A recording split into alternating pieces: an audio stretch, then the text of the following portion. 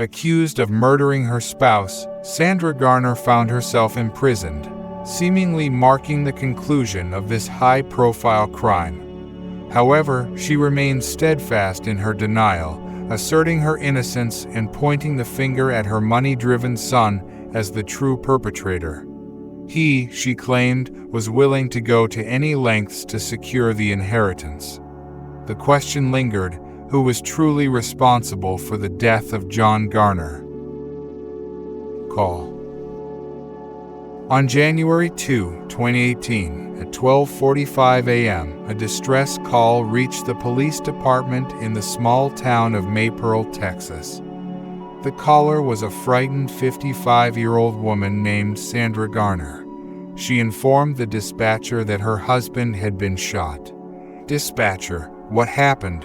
"Sandra, there was a man here with a gun. He was shooting and told me not to call the police. Please hurry. I think he's still alive. He's making noises. Please, what can I do for him?" "Dispatcher, do you want to try CPR?" "Sandra, yes. Despite the dispatcher's instructions on attempting CPR, the police, arriving at Zo 105, discovered 42-year-old John Garner deceased. Sandra, who had recently celebrated their 18th wedding anniversary with him just a few hours earlier, sat beside him, overcome with grief. True love. They crossed paths in the 1990s at their workplace, a packaging company. Despite Sandra being 13 years older than John, and having endured 2 failed marriages with 2 children in tow, this age difference did not deter him, and he initiated a courtship. 2 years into their relationship, John embraced the role of a caring stepfather to Sandra's children, Wesley and Andrea. However, by the late 2010s, the kids had moved out, and in 2014, Sandra faced the diagnosis of multiple sclerosis, prompting her to leave her job and assume the role of a homemaker. Reflecting on their relationship, Sandra Garner later shared, "We had a wonderful relationship. We loved each other so much. We were like 2 halves. We did everything together. I relied on him a lot. He was all I had."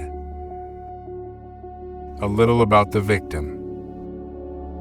Shifting focus to the victim, it's notable that while Sandra received positive remarks from family acquaintances, John garnered considerable dislike, being labeled a difficult person with whom establishing a connection was challenging. Adding to the complexities, John had accumulated adversaries due to his professional life. In the early 2010s, he ascended to the position of sales director, overseeing several dozen subordinates. According to reviews, he was a stringent boss, unhesitant to terminate employees for minor infractions. Colleagues attested that his controversial decisions earned him numerous enemies, particularly among former staff.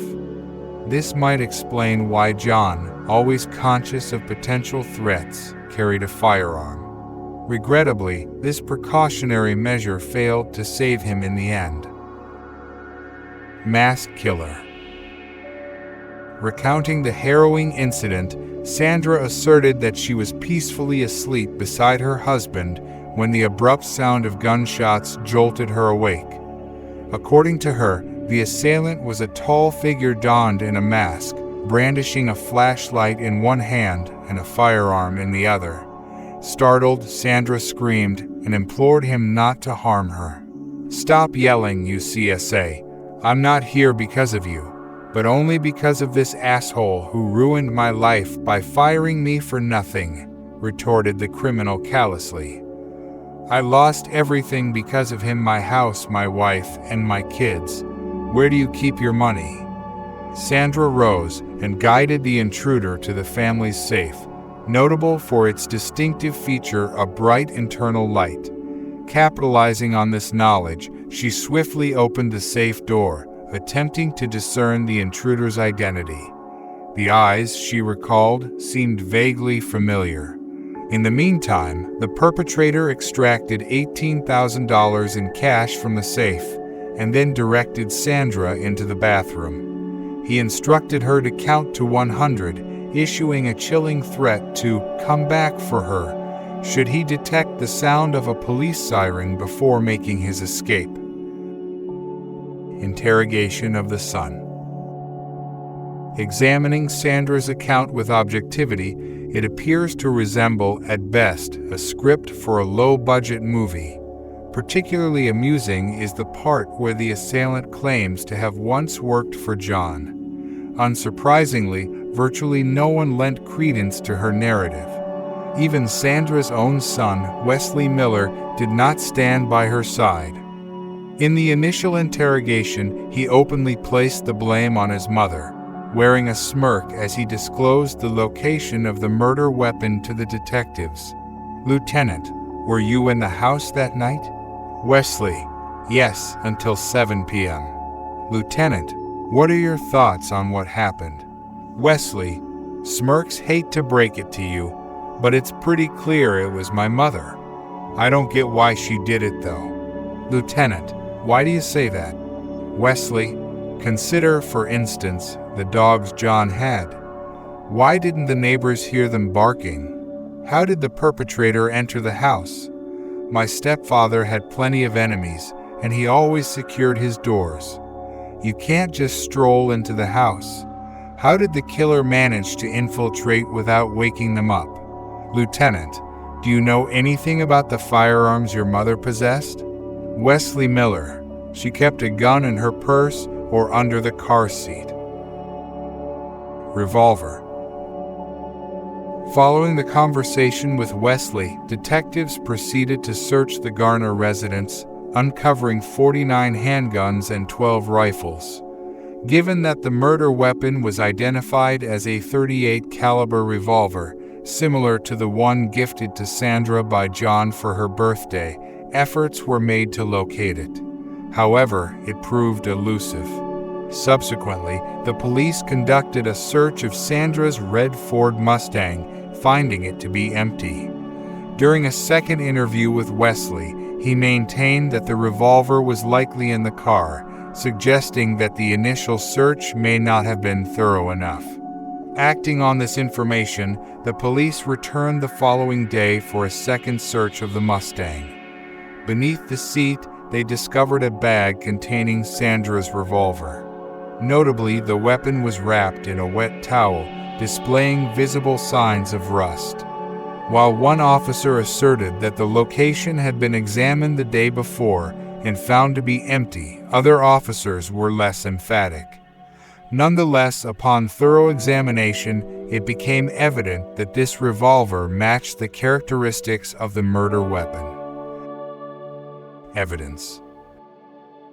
Given that the murder weapon bore only Sandra's fingerprints and was discovered not elsewhere, but in her car, the police had compelling grounds to suspect the victim's wife as the perpetrator. Further incriminating evidence included traces of gunpowder found on Sandra's hand, albeit in small amounts.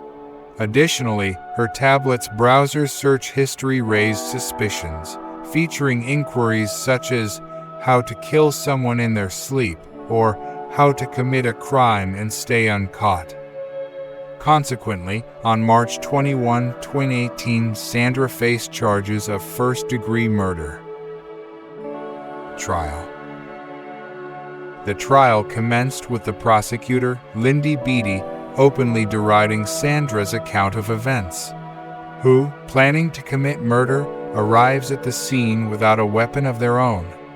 Imagine saying, "Oh, I forgot my revolver. But that's okay, I'll get it at the victim's house."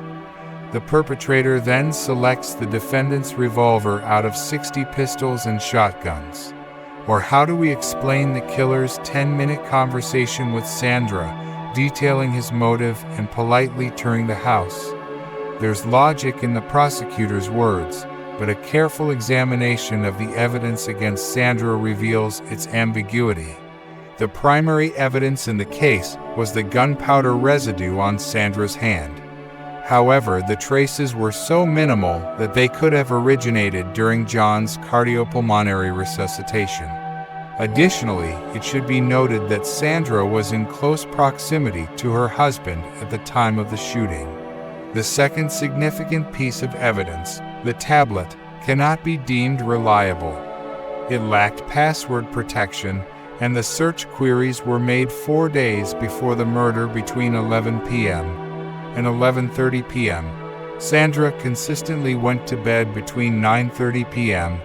and 10 p.m., including the night of John's death, as confirmed by her smartwatch with sleep phase tracking. Who was using the tablet? It could have been her son, daughter, or other relatives visiting the Garners at the time. The Ford Mustang, parked in the driveway, was neither impounded nor sealed on the first day of the investigation. Furthermore, it was not fingerprinted. This raises the possibility that the weapon could have been planted in it. The lead detective on the case, Boyd Norton, personally acknowledged later that several mistakes were made during the investigation. Sandra's defense put forward the argument that Wesley was the true culprit, presenting the following points. 1. Wesley appeared at the police station the day after the murder, even before being called in for questioning. 2. Despite not being privy to many case details, Wesley promptly pointed fingers at his mother for the crime. 3. He possessed precise knowledge of where the murder weapon would be found, and it was indeed discovered shortly after Miller's second interrogation. 4. Wesley lacked a credible alibi at the time of the crime, claiming to be at a nightclub, yet no one there could recall his presence. 5. Miller had financial debts, and he could have expected a share from John's will. Although his name was not included, everything was bequeathed to his wife. Additionally, Sandra's defense highlighted her apparent lack of motive. Testimonies from those acquainted with the couple attested in court that they were genuinely happy together. John served as the family's sole breadwinner, providing for his wife. The notion of inheritance didn't hold substantial ground, as they weren't affluent aside from their home. Verdict.